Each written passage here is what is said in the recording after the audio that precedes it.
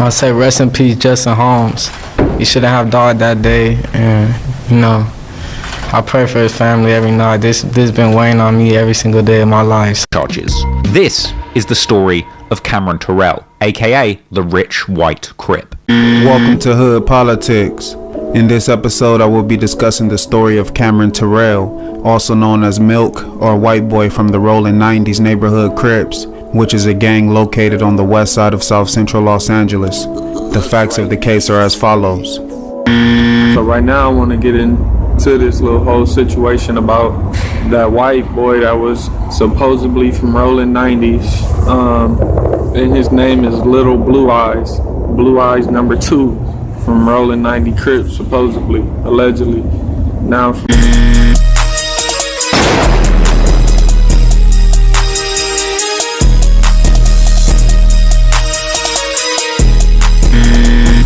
Cameron, he's not as innocent as everybody would say.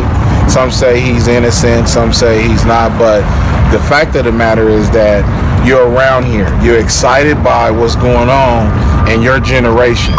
So you're down here hanging with these kids, you're getting in all kind of trouble with these kids. Now when the pressure is on, now you flee back to Palos Verdes, to a safe haven that you know.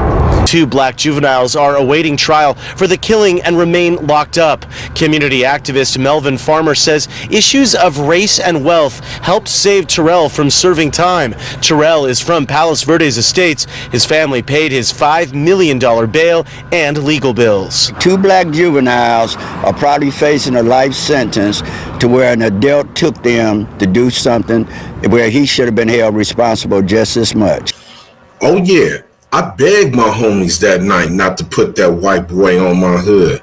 I was like, man, please don't put this white boy on my hood, man. Right there in front of Cameron Terrell, while the homies is trying to sock him out and everything. And he ain't defending himself. He can't fight. He can't do nothing. I'm like, man, look, this dude gonna tell when he get to jail, and the white boys is gonna end up having him, and all that's gonna be on our name. But the little homie that was running everything, he didn't want to hear it because he had another plan for that white boy. But before he can execute his plan and do everything, guess what? He went to jail. So now Cameron Terrell is left out here with all these other goofies. I don't have to explain myself to anyone. God knows what really happened that day, and God knows what was in my head that day. The case made headlines when Terrell's wealthy family posted $5 million bail and he returned to classes at his high school. Terrell now says he plans to attend the University of Houston and go to law school.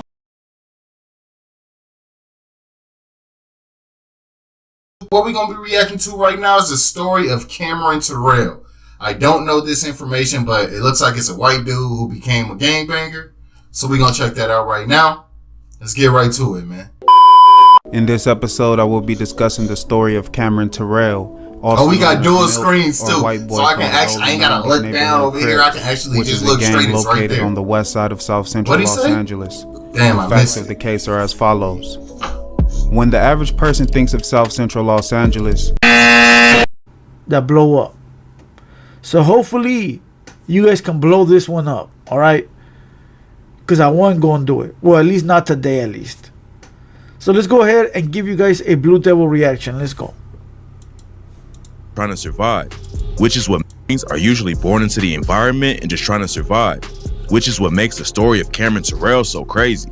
He was born into a millionaire family and drove a brand new Benz in high school. Damn. But he decided to link up with one of the wildest gangs in South Central and then when a rich, privileged white teenager becomes obsessed with gang culture and decides to cross the border from the affluent gated community they were born into to the dangerous gang-affiliated streets of South Central, making an active choice to shun their privilege and join the rolling... Now, ain't this some shit though? The motherfucker doing the review, like, this motherfucker is the last motherfucker I think that would be covering a story like this. You know what I mean? He got a bowl haircut. He got the motherfucking Coke bottle glasses and motherfucking. Already know, man. But in the present day, as of today, it was brought to my attention that Blue Eyes, aka Cameron, is still good in the hood. So they still support Cameron Terrell.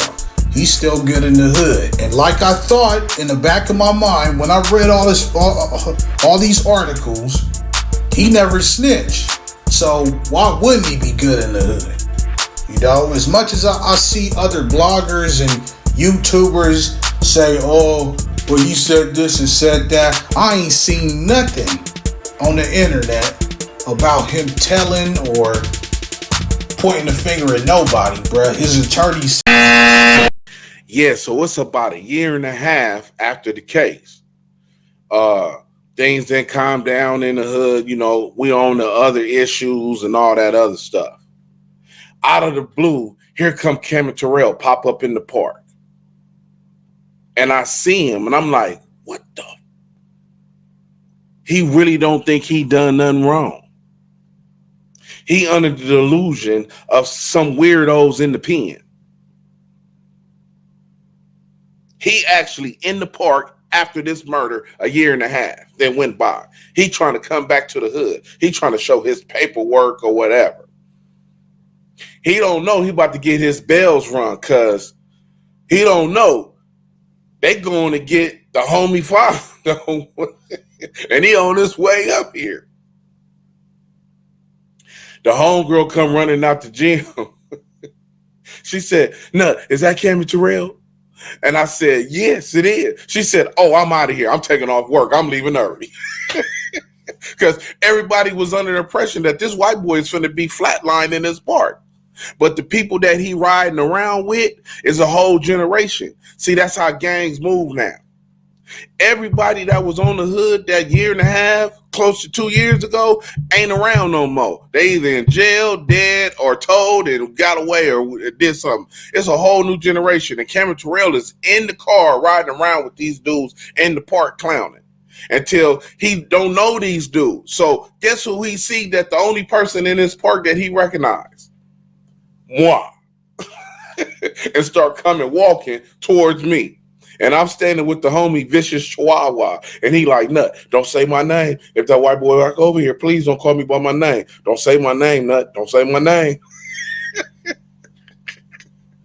And I'm like, what the fuck are you doing in this park, weirdo?